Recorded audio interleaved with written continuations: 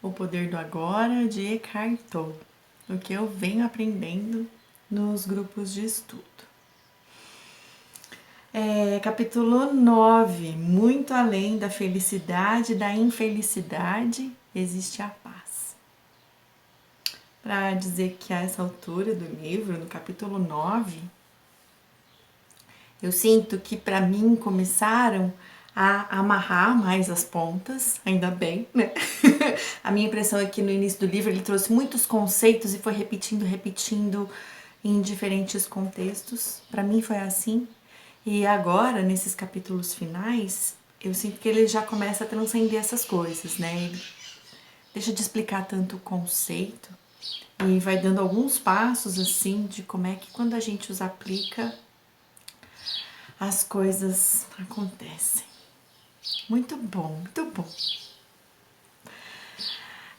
Muito além da felicidade e da infelicidade existe a paz. Primeiro tópico, o bem supremo, além do bem e do mal.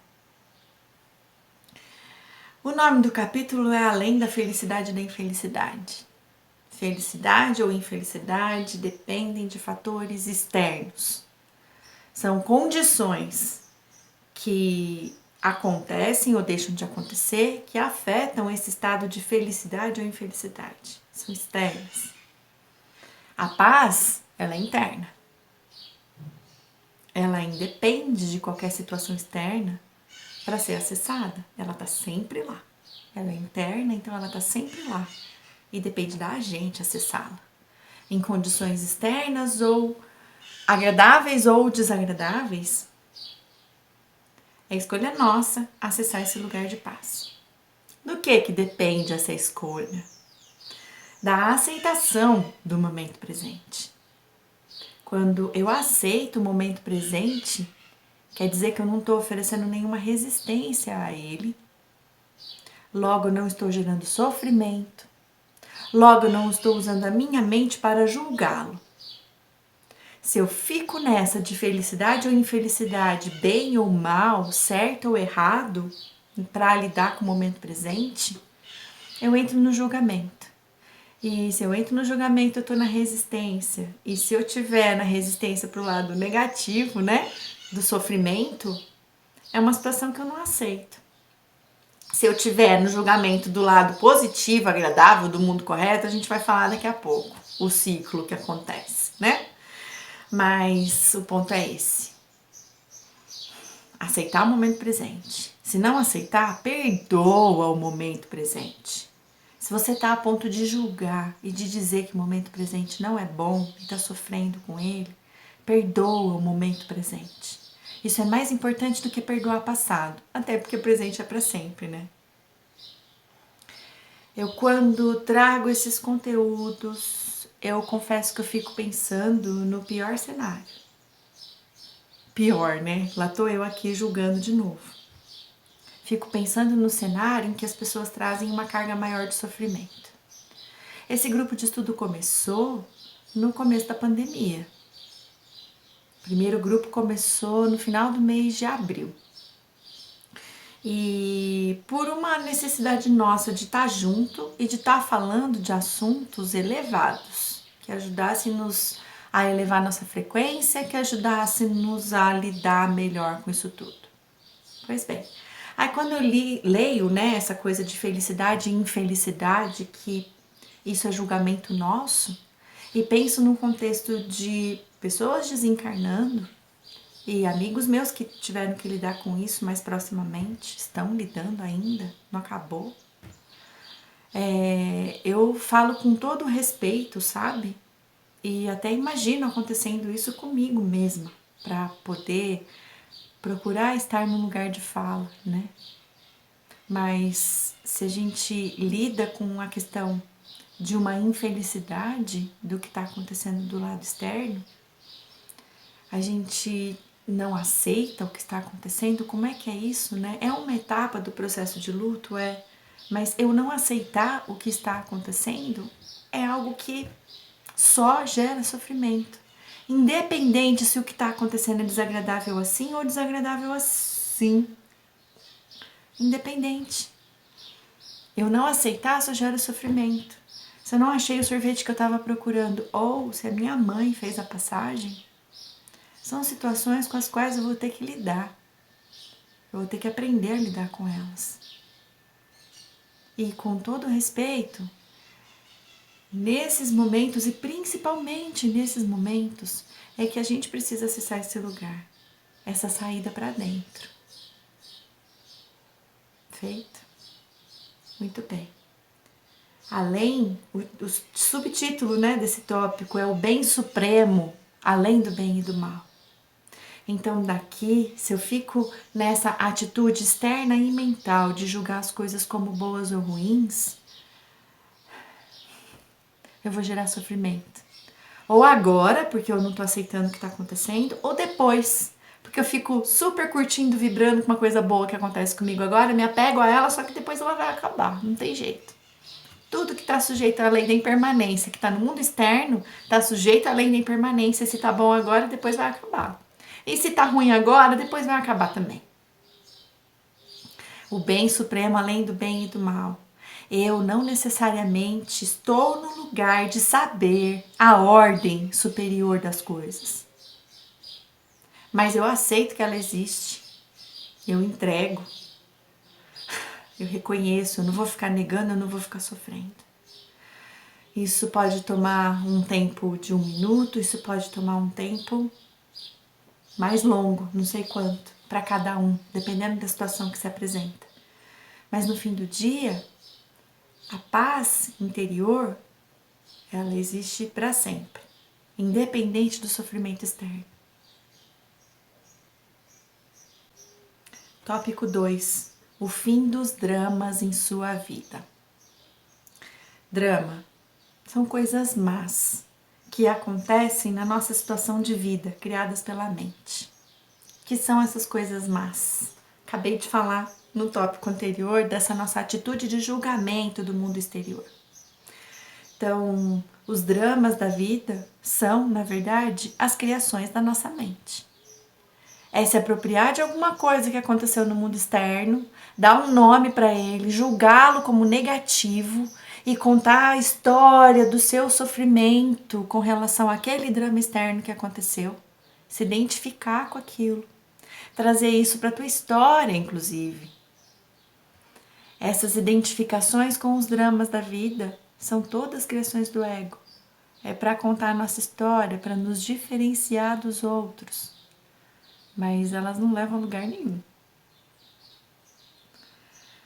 Nos identificamos com eles, com as nossas histórias.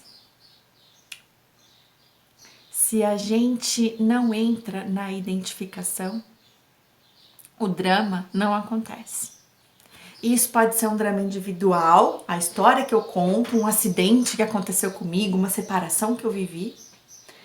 Isso, drama, pode ser agora, aqui no momento presente. A gente tem uma conversa, a gente não concordando com algum tema, e aí eu começo a me identificar com aquilo que eu tô falando, apresentando, acreditando, porque eu quero que nessa discussão eu tenha razão e não você. E aí você também começa a se identificar, aí começa a luta, começa o teatro, começa o drama. Se a gente não se identifica com nada, a gente não entra no drama. Não entra na polaridade, não entra na briga, na discussão. Isso pode parecer uma coisa de ficar em cima do muro, né? Eu não vejo dessa forma. Eu consigo compreender que eu posso ter uma decisão, uma crença, uma orientação, acreditar nela, falar dela com entusiasmo. Isso não é em cima do muro. E ao mesmo tempo, quando uma outra pessoa chega com a crença dela, eu posso estar suficientemente aberta para ouvir a forma como o outro pensa, procurar o que a gente tem em comum, o que não tem. E o que tem em comum legal, eu posso vibrar, o que não tem em comum, beleza, eu não me ligo nelas, entendeu? Agora, se eu ficar falando, não, mas isso aí que você falou, ó, tá errado por causa de... Ih, aí já é. Aí, se eu tô corrigindo o outro, quer dizer que eu tô achando que eu tô certa, eu já polarizei, entendeu? Pra mim, essa coisa de acabar com os dramas e de não se identificar tem muito a ver com a nossa humildade e com a nossa abertura à condição de que, enquanto seres humanos, cada um de nós vê e vivencia as coisas do seu ponto de vista. E que esse conjunto que forma uma coisa só, que a gente ainda não consegue ver, sabe? Aquela ordem superior, suprema, o bem supremo. Esse conjunto do que forma uma coisa só é que tem o valor. E não o meu ponto de vista que tem o valor. E se tá diferente, deixa eu aproveitar para aprender. É isso, o fim dos dramas. É o fim da polaridade. É o fim da identificação. É a abertura para sermos um. É isso. Ai, que legal. Muito bem. A impermanência e os ciclos da vida. É o tópico 3. Nesse tópico, ele traz que, até então, sofrimento faz parte da ilusão da vida. É o caminho fundamental pelo qual o ser humano vem se desenvolvendo e vem aprendendo. Volta lá no tópico 1, né? Essa questão de julgamento, de ser uma coisa boa, uma coisa ruim. Para pensar na tua vida e na dos outros. Quantas coisas ruins aconteceram que foram momentos em que as pessoas se superaram. A maioria. Eu confio. As pessoas se superam nesses momentos de desafio. Então, você vai falar que foi uma coisa ruim que aconteceu na vida dela? Olha como ela se tornou uma pessoa melhor. Pode não ter sido agradável, pode não ter sido o que a gente esperava, pode não ter sido aquilo que a mente planejou que é o certo. Sai do julgamento. Fica com o que é, né? Muito bem. É necessário que coisas acabem para que coisas novas aconteçam. Só isso. A gente ficar apegado às coisas é não aceitar o ciclo da impermanência. Aqui nesse tópico, ele traz muito do significado para mim do yin e yang. Tudo que nasce, morre. Só o que é eterno? Não. Tudo que nasce, morre. Tudo que hoje é belo, amanhã vai novo, vai estar velho. O belo tende a estar feio. O sucesso contém em si o fracasso. Porque se tem um evento, existe uma manifestação e ela é inteira, completa e una, em algum momento ela vai se transformar. É o ciclo da impermanência. Então, quando ele traz isso, eu sinto que assim é importante de Vipassana, né? Desenvolver equanimidade. A antroposofia traz muito disso com Michael. O desenvolvimento da nossa equanimidade, sem apego nem aversão às situações. Se tem alguma situação muito ruim se apresentando agora, não gera aversão. Gerar aversão é não aceitar, é gerar sofrimento, é se identificar com a forma. Da mesma maneira, não gera apego. Isso também é se identificar com a forma. Eu posso estar curtindo uma fase boa da minha vida, em que os projetos estão dando certo, mas não fica enlouquecida, uhul, se achando ou confiando que isso é para sempre, porque não é. É uma fase que está dando certo. Pode vir outra. A gente se identificar demais com as partes altas dos ciclos é algo que só alimenta esse consumismo que a gente vive hoje em dia. A gente quer se manter no estado de alta. A gente quer sempre dar um passo a mais. Não existe, não aguenta, não funciona assim. Quando a gente se desidentifica desse mundo da forma, a gente vive a alegria do fluxo, a alegria do observador, de perceber o movimento das coisas, a sincronicidade das coisas, o caminho que as coisas estão sendo conduzidas. Estão sendo conduzidas, não necessariamente por você. o caminho que as coisas estão sendo conduzidas. E não é porque o rio se abriu ali na frente em dois que isso é bom ou ruim. Não, o rio se abriu em dois. Existe mais de um caminho para seguir. E o fluxo pode estar me levando mais para cá ou mais para lá. Eu que esteja presente e aceitando e me colocando também. Mas aceitando a realidade que se apresenta. E a partir dela, acessar o sol, lembra, e não a lâmpada, para poder fazer as escolhas que se apresentarem, que eu tenha que fazer nesse caminho. Uau! Muito bem. Tópico número 4. Utilizando e abandonando a negatividade.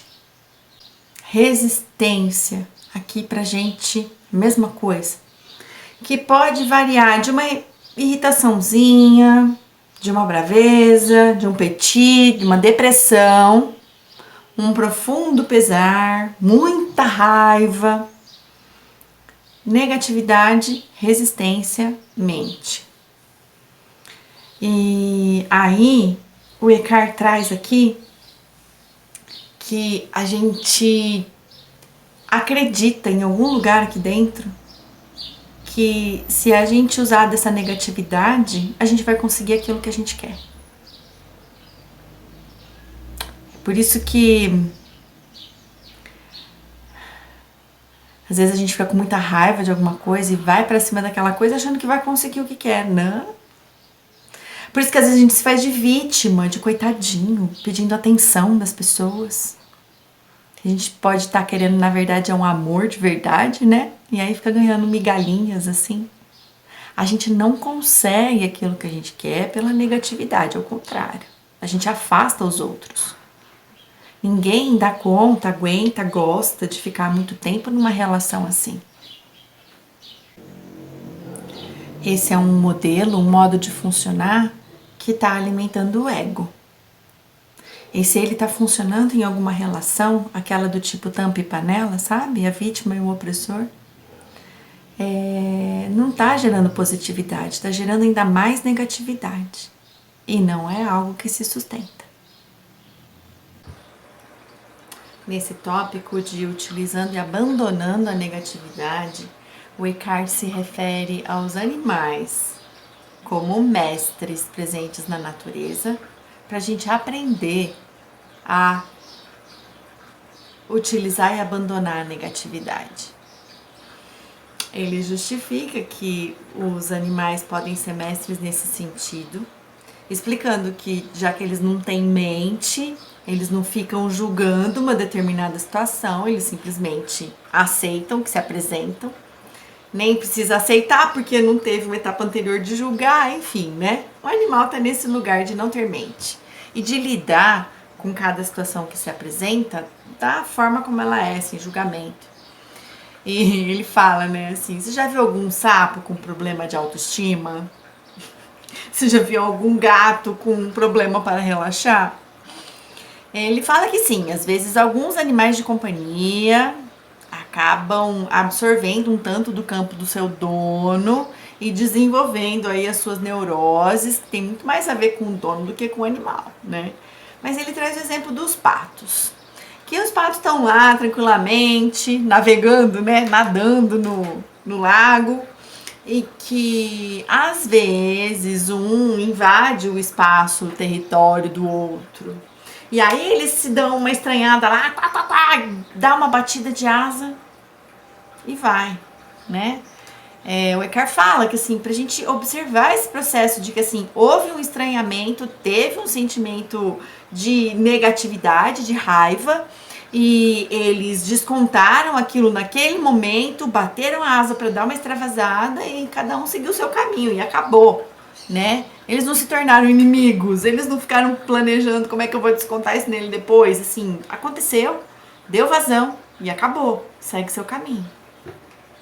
Outra coisa Dá vazão, né? Vamos tomar cuidado com esse dá vazão aí também, hein, minha gente? Porque não é assim, né? Eu vou botar toda a minha raiva pra fora de qualquer jeito. Tem o caminho do meio, tem a assertividade. Não é engolir, levar pra casa e ficar digerindo isso, fazer mal até virar um negócio. E também não é sair atirando pra tudo quanto é lado, descontando e sendo agressivo com as pessoas. Não é isso.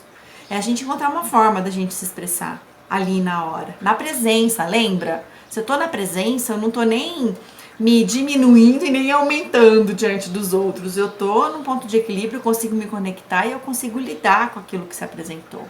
Pode ser com firmeza, pode ser com assertividade. Não precisa ser desse jeito e nem desse jeito. Entendeu? Tem plano pra manga, né? O assunto é muito mais comprido do que isso. O Eckhart fala pra gente aproveitar essas negatividades como ferramentas de aprendizado e de desenvolvimento espiritual. Pra gente lembrar de observá-las, de nos identificar com elas, de respirar, entrar em contato com o corpo, prestar atenção no que está acontecendo e lidar com elas a partir dessa forma da presença. E para fechar esse tópico lindo, né? Perdoe a si mesmo por não estar em paz. Perdoe a si mesmo por não estar em paz. Isso é um gesto de aceitação e que só o fato, as palavras, né? Qualquer coisa que você aceitar tranquilamente vai te deixar em paz. Então, aceitar o fato de que você não está em paz já diminui essa carga e você já abaixa esse nível de cobrança de você com você mesmo e te ajuda num caminho para encontrar mais a paz aí dentro de você. É isso.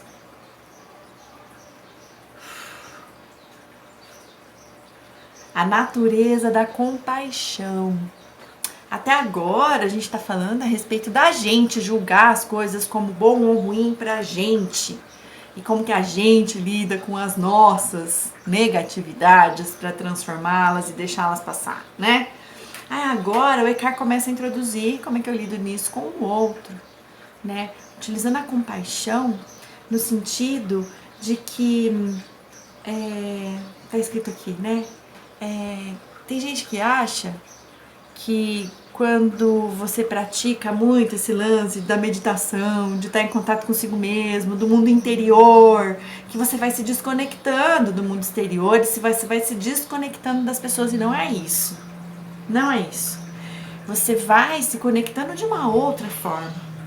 Você vai deixar de se conectar na sua dependência, na sua necessidade de ser aceito e agradar os outros e fazer tudo que os outros querem, para se conectar com as pessoas de um lugar mais verdadeiro, de um lugar mais autêntico, de um lugar de presença. Nesse sentido, a compaixão tem a ver com você se sentir conectado com o outro, reconhecer a positividade ou a negatividade acontecendo no ciclo do outro, se conectar com ele a partir disso, mas sem deixar de reconhecer o eu interior do outro. A outra pessoa pode estar passando por um problema e está sofrendo muito. Nem por isso você vai sofrer também. É isso que eu estou falando. A outra pessoa pode estar muito feliz e contente porque conseguiu conquistar uma vitória e realizar um sonho. Você vai ficar contente junto com essa pessoa, mas você não vai se iludir com aquela situação que está se apresentando. Você vai se conectar com a pessoa e ter compaixão com relação ao que ela está sentindo naquele momento, sem se desconectar do seu eu interior. É isso que é esse lugar de compaixão. A gente se conecta com o outro sem se desconectar de si mesmo, dessa unidade que a gente tem. Num estado de compaixão verdadeira, a gente não se conecta só com a dor do outro. A gente se recorda, a gente não se esquece que o outro tem um ser interior ali dentro dele também. Tá passando por um processo que faz parte de um ciclo que todo mundo passa. Que tá recebendo uma oportunidade para se superar nesse contexto e nessa situação de vida. e que continua tendo ali dentro dele, firme e forte, um lugar de paz interior, de poder, de verdade, de permanência, a partir do qual ele tem condições de lidar com isso que se apresenta. Ter compaixão não é ter dó da outra pessoa, pelo contrário. É respeitar o ser interior que está ali na sua frente também, que tem plenas condições de lidar com o que se apresenta. Em direção a uma ordem de realidade diferente. Lembra que já foi falado da ilusão de separação? Que é a base de toda essa ilusão que a gente vive, né? É a ilusão de que somos diferentes e somos cada um uma individualidade. Essa ilusão de separação é que dá origem ao ego, que forma a nossa identidade. E nesse processo vem o corpo. E junto com o corpo vem a vida física e a morte física. Nesse sentido que o Eckhart se refere que somos nós quem criamos a morte, que a morte é uma ilusão. Porque o corpo físico é uma ilusão, ele representa a separação e a separação é uma ilusão. Nesse contexto de separação, ele traz novas falas do cristianismo, dizendo que toda a criação está à sua espera, que todo o universo vai se redimir. O que essas falas representam? Toda a criação está à minha espera? Nossa, como assim?